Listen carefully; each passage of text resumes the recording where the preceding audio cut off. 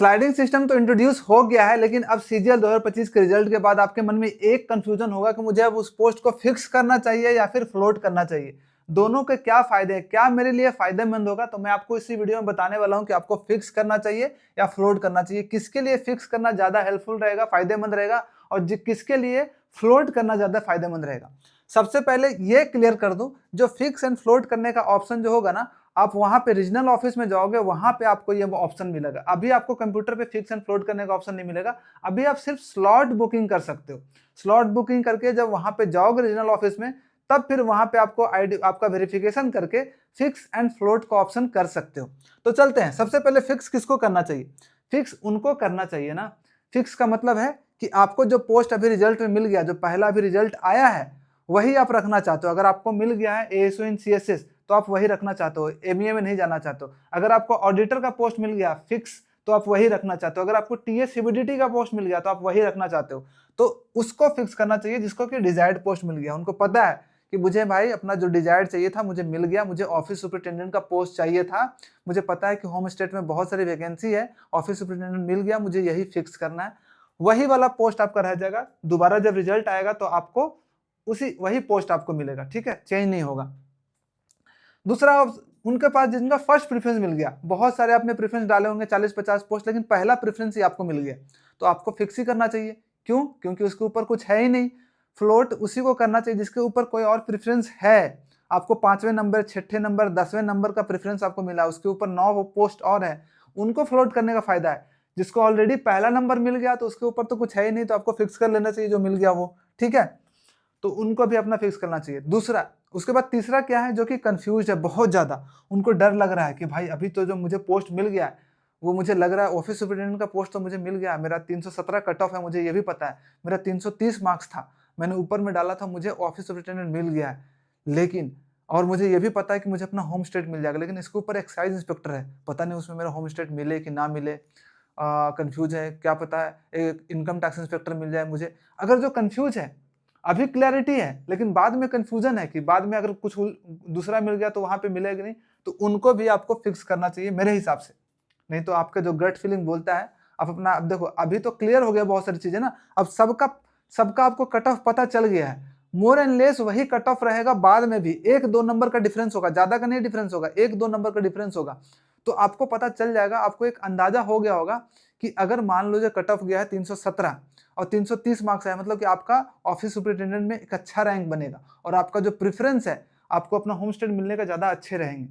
तो उसी तरह से सभी पोस्ट का एक पता चल गया होगा मोटा मोटी, कि मान लो जी इनकम टैक्स इंस्पेक्टर का 300 कितना गया हुआ है, इनकम टैक्स इंस्पेक्टर को मुझे, इनकम टैक्स इंस्पेक्टर का जितना भी कट ऑफ गया है, जैसे इनकम टैक्स का कितना गया है,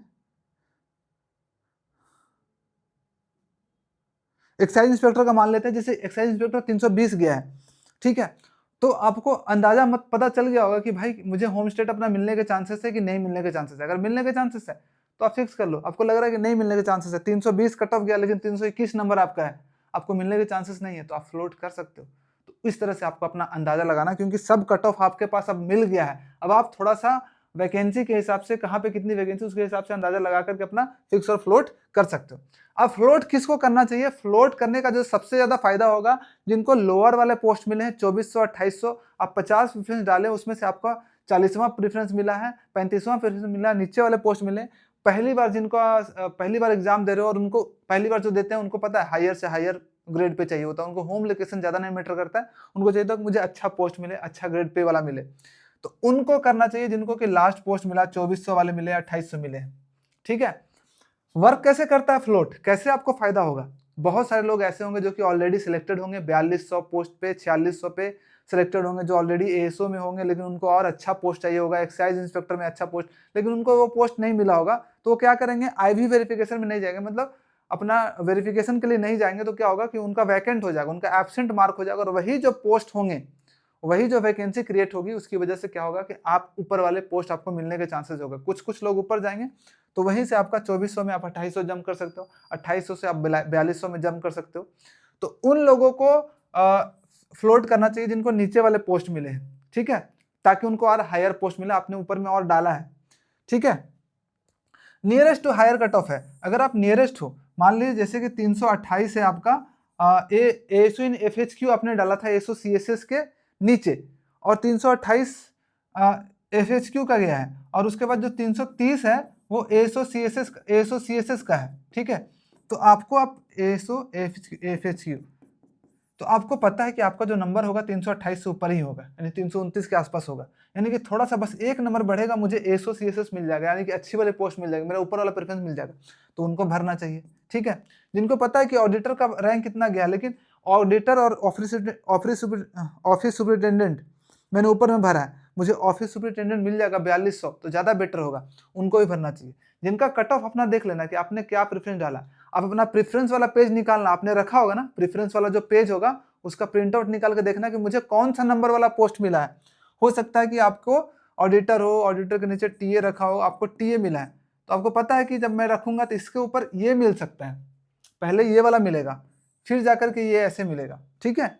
ये नहीं कि डायरेक्ट ऊपर वाला जंप हो जाएगा, ऐसा नहीं होगा, इसके ऊपर वाला ही चेक होगा कि आपको वो मिलेगा कि नहीं।